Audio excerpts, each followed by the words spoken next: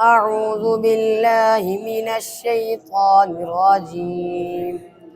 بسم الله الرحمن الرحيم. وكذلك نصرف الآيات وليقولوا درست ولنبينه لقوم يعلمون.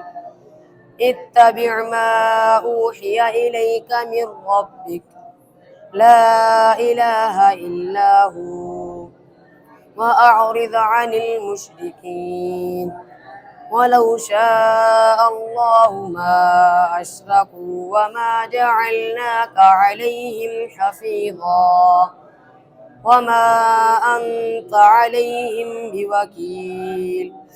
ولا تسبوا الذين يدعون من دون الله فيسبوا الله عدوا بغير علم. كذلك زينا لكل أمة عملهم ثم إلى ربهم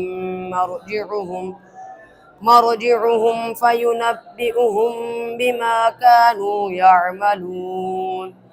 وأقسموا بالله جهد أيمانهم لئن جاءتهم آية ليؤمنن بها قل إنما الآيات عند الله وما يشعركم أنها إذا جاءت لا يؤمنون.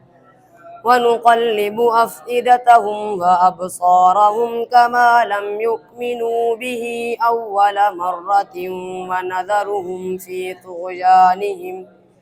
في طغيانهم يعمهون. صدق الله العظيم.